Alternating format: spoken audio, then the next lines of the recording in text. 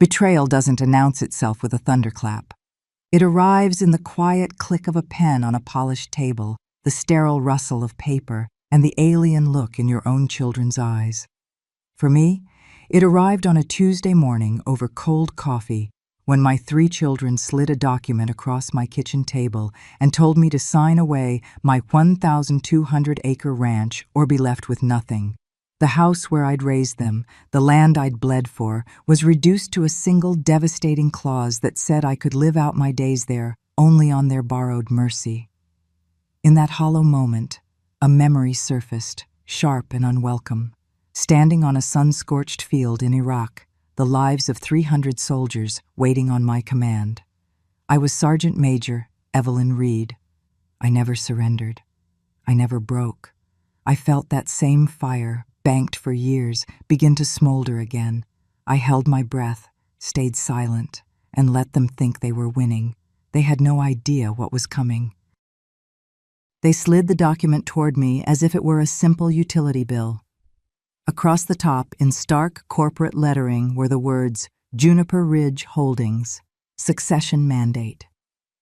And just like that, 42 years of my life, the land my husband James and I had carved out of the Oregon high desert, the home where I'd patched their scraped knees and broken hearts, was being handed back to me with conditions. The part that stole my breath wasn't the legalese about transferring fiduciary authority. It was a sentence buried near the end, a little landmine of casual cruelty. It read, "The current occupant, Evelyn Reed, may remain on the premises in the detached caretaker's cottage, contingent on agreeable conduct and demonstrated cognitive stability." My fingers tightened around my coffee mug. Caretaker's cottage, agreeable conduct, cognitive stability. They hadn't just come for my land. They had come for my dignity, my mind, my very identity. Caleb, my eldest, was the one who broke the silence. He was always the boldest, cloaking his ambition in the language of pragmatism. "We just want what's best for the ranch, Mom. You're not getting any younger. It's time we took over the heavy lifting. This gives you security." I stared at him, at the son whose first steps were taken on this very kitchen floor, and saw a stranger. Amelia, my middle child, leaned forward, her voice a syrupy whisper, as if I were a frightened animal. "It's not about pushing you out. You'll still be here. We'll fix up the cottage. It gets the best morning sun. You've always loved that view." Clara, the youngest and most severe, said nothing. She just sat with her hands folded, her gaze analytical, watching me with the dispassionate air of a scientist observing a specimen. My children, my blood, dressed in their city clothes, smelling of expensive perfume and entitlement, asking for my signature on the death warrant of my own life. The silence in the room became a physical presence. Finally, I picked up the pen they'd left for me. I didn't use it to sign. I clicked it, once, twice. The small, sharp sound cut through the tension. Then I set it down. "I see," I said, my voice unnervingly even. "So this is what it comes to." Caleb let out an exasperated sigh. "There's no need to be dramatic, Mom. It's just business. It's the responsible thing to do." Business. They had reduced my life's work, my husband's legacy, my sweat and tears and memories to a transaction. I looked down at the paper, then back at their expectant faces. "I won't sign this," I said. The air in the room turned to ice. Caleb's jaw tightened. "You'll lose everything if you don't." Amelia's placid mask began to crack. "There's no need for this ugliness." But I had already pushed my chair back from the table. "You've made your position clear," I said, standing. "Now, allow me to establish mine." I walked out of the room, leaving the papers, the pen, and the 3 of them sitting in the wreckage of what used to be our family. I made it to the back porch before the tremors started, a violent shaking that began in my hands and spread through my entire body. It wasn't fear. It wasn't even rage. It was the seismic shock of realizing that the foundation of my world had just given way. Outside, the vast, sage-scented land was indifferent, the only sounds the rustle of juniper trees and the lonely cry of a hawk circling above the basalt cliffs. I'd spent my life tending this ground, mending fences in blizzards, birthing calves in the dead of night. Nothing in my 30 years in the Army, not convoy ambushes, not million-dollar supply chain logistics, not the bone-deep weariness of command, had prepared me for the quiet violence of my own children trying to erase me with a smile. They thought I was old. They thought I was tired, lonely, and sentimental. They had forgotten who I was. They had forgotten that a sergeant major doesn't just retire. She regroups, she resupplies, and then she counterattacks. If you've ever been pushed to the very edge by the ones you love, you know that moment. The moment sorrow burns away and leaves behind something cold, hard, and unbreakable. I didn't just walk away from that table. I walked into a war, a quiet one, a smart one. A war I didn't start, but one I was damn well going to finish. I stayed on that porch until the sun bled out behind the Ochoko Mountains, painting the sky in brutal shades of orange and purple. The wind picked up, rattling the tin roof of the barn. My coffee was a cold, bitter weight in my hands. Inside, I could hear their muffled voices, a committee meeting where my life was the sole agenda item.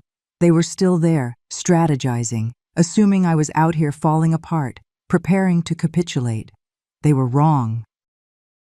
When the house finally fell silent and I saw the headlights of Caleb's SUV disappear down the long gravel drive, I went back inside. The offending document was still on the table, a white flag of their intended conquest. I picked it up, not to read it again, but to feel its weight, its audacity.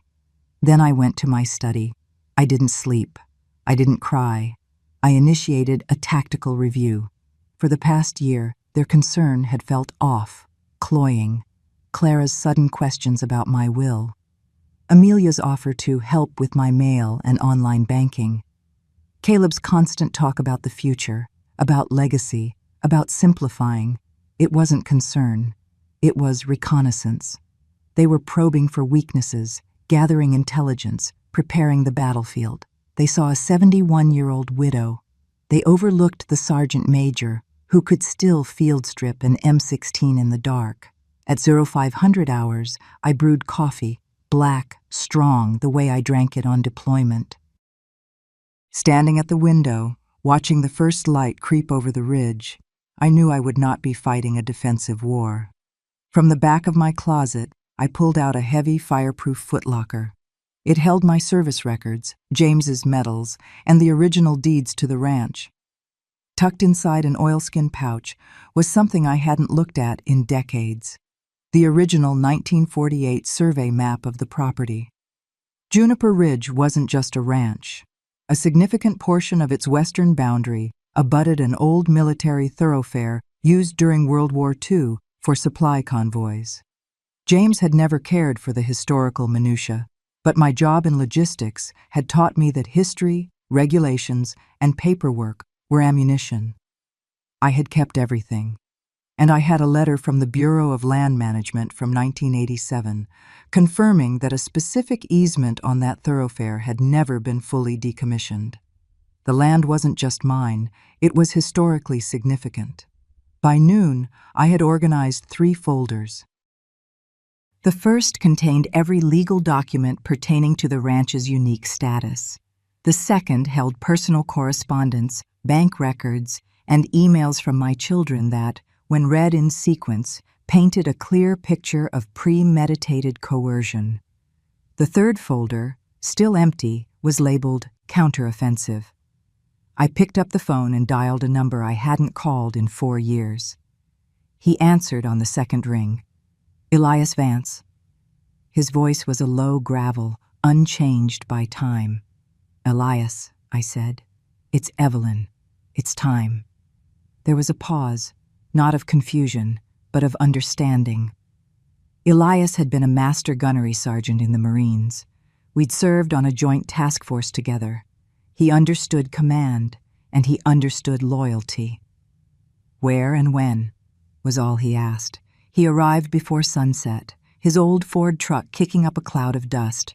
He was thicker around the middle, his face a roadmap of hard years, but his eyes were the same, sharp, assessing, missing nothing. He sat at my kitchen table and I slid the first folder across to him. He spent an hour reading, his only comment a low whistle when he saw the 1987 BLM letter.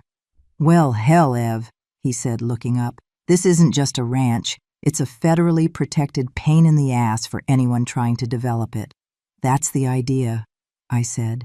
He nodded, a slow, grim smile spreading across his face. "They think you're weak because you're grieving. They forgot you're grieving because you buried a warrior, and that makes you twice as dangerous." I told him I didn't just want to block them. I wanted to build a fortress so high they could never try to scale it again. "Then you need more than me," he said. "You need Silas Blackwood." I had already made the call. Retired Judge Silas Blackwood was a local legend, a man who lived in a remote cabin with no cell service and a deep-seated contempt for corporate greed. He didn't argue the law. He wielded it like an axe. My appointment was for 0800 the next morning. That night, I didn't walk the perimeter of the house. I walked the fence line of the entire ranch, a 5-mile trek by flashlight. Every post James and I had sunk into this hard, unforgiving earth. Every strand of wire we'd stretched tight against the wind. It wasn't just property. It was a testament. They wanted a war of paper. They were about to discover I was the one who had written the field manual. Silas Blackwood's cabin was exactly as I'd imagined, solid, weathered, and unadorned. He was already on the porch, 2 mugs of steaming coffee on a small table between 2 rocking chairs. He didn't waste time with pleasantries. "Elias gave me the brief," he said, his voice like rocks grinding together. "Show me your ammunition." For 3 hours we sat at his heavy oak table as he dissected every document. When he got to the clause about my cognitive stability, he stopped, looked up at me over the rim of his spectacles, and a dangerous glint appeared in his eyes. "They put that in writing. Amateurs. They're trying to build a narrative of incompetence. Our job is to build a counter-narrative of a decorated, highly capable veteran being targeted by predatory heirs." He tapped the folder of my military commendations. "We don't ask for pity. We demand respect." By the time I left, the plan was set. Phase 1 was legal. Silas would file an immediate injunction against any transfers of property and a formal notice of dispute, citing the historical easement as a complicating factor. This would bog them down in federal bureaucracy for months, if not years. Phase 2 was public. "You need to control the story before they do," Silas had said. "Find a reporter with a spine." I knew exactly who to call. Penelope Penny Davies ran the local paper, the High Desert Chronicle. We'd clashed once over a zoning issue, but she was fair, dogged, and had a reputation for defending the underdog. I called her directly. I laid out the facts, my voice devoid of emotion. I told her about the document, the clauses, the military history of the land. I didn't ask her to take my side. I asked her to investigate the truth. She was at my door the next morning. The 2 days while I waited for her story to run were a blur of methodical preparation. I froze co-signed accounts. I changed passwords. I scanned and backed up every relevant email. It wasn't about anger anymore. It was about discipline. It was about reestablishing command and control over my own life. On Thursday morning, Penny's article went live online. The headline was stark. Decorated veteran and rancher pressured to sign away historic land. Clauses citing mental clarity raise questions of elder coercion. The story didn't just report the facts, it framed them within the context of my 30 years of military service. contrasting the woman who had managed multi-million-dollar logistics in a war zone with the woman her children were trying to portray as incompetent. The story spread, not like a wildfire, but like smoke, seeping into every corner of the county. The phone started ringing. Old friends from the VFW, the owner of the feed store, people who knew my name meant something. It meant integrity. It meant I was the last person to back down from a fight. Caleb called first. I let it go to voicemail. Clara sent a text. We need to talk. This has gone too far. I powered the phone off. I had spent a lifetime listening to them. My silence now was a weapon, and I was finally learning how to use it. That evening, at the local diner, the waitress gave me a free slice of apple pie. For standing up for yourself, Evelyn, she said. Elias met me there, a copy of the paper folded on the table in front of him. He raised his coffee mug. The first volley has landed, Sergeant Major. I nodded, taking a sip of my own coffee. This is just the beginning, I said. And it was. I had drawn my line in the sand.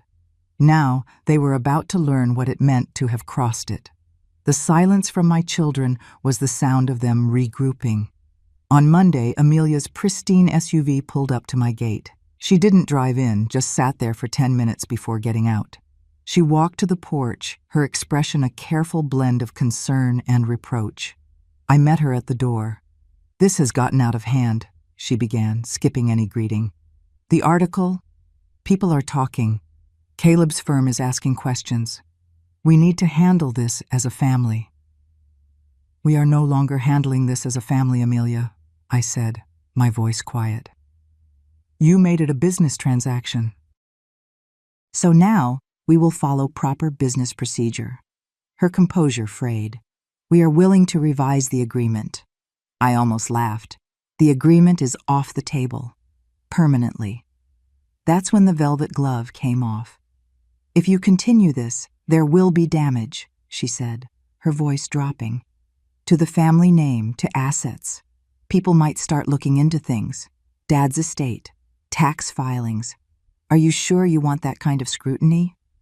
It was a threat, clumsy but clear. They had been digging. I had expected it. What they didn't know was that my files were immaculate. I had nothing to hide. Do what you feel you must, I said, and gently closed the door. The retaliation began 2 days later. An anonymous complaint was filed with the county about a potential zoning violation on my southern fence line.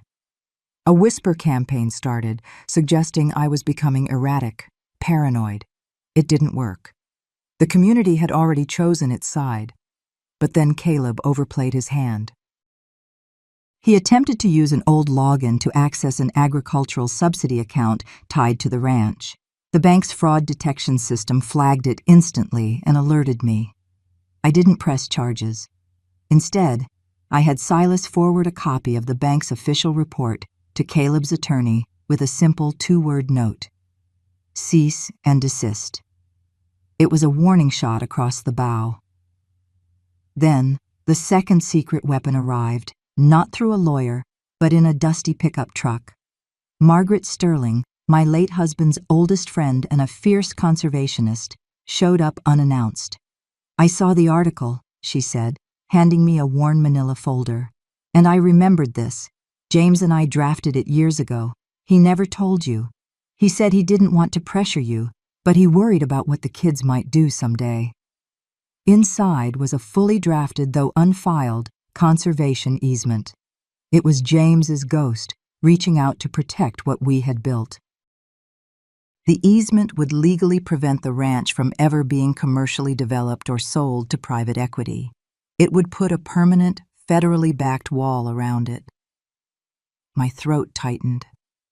This wasn't just a legal document, it was a love letter. That night, I called my children, all 3 of them. I invited them to dinner. It's time we ended this, I said, my voice neutral. They agreed, their tones a mixture of suspicion and relief. They thought I was finally surrendering.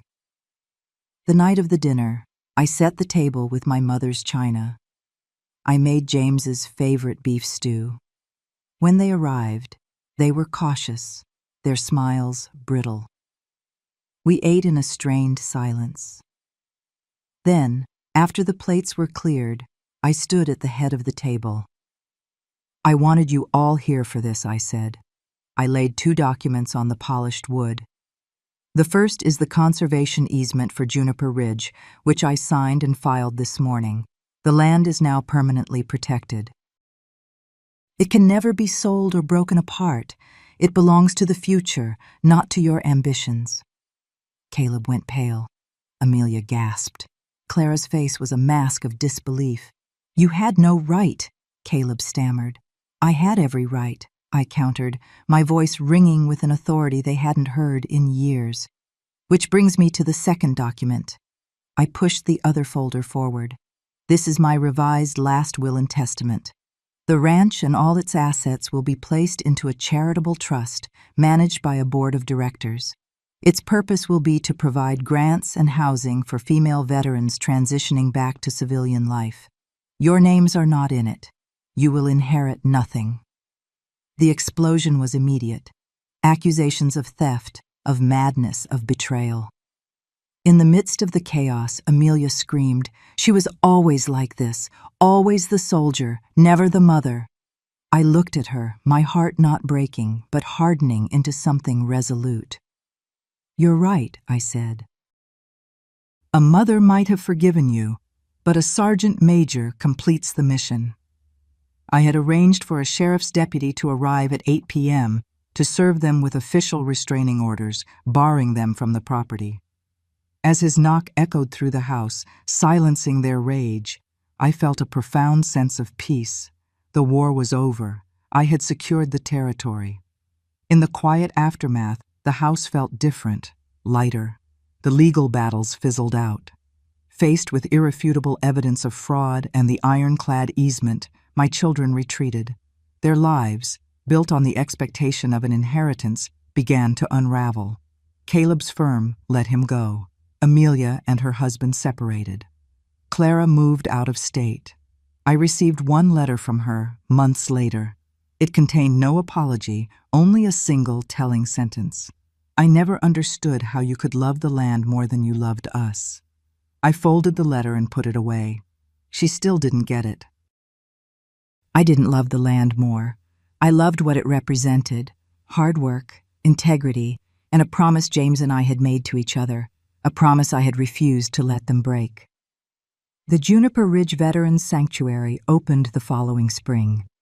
The old caretaker's cottage, the one they had designated as my place of exile, became the first residence. I didn't run it. I simply lived there, a quiet presence on the land I had fought to save. Sometimes I'd sit on the porch with the women, listening to their stories. They were stories of battles fought abroad and at home, stories of being overlooked, underestimated, and discarded. They were my stories, too. One evening, watching the sun set over the mountains, one of the younger veterans sat beside me.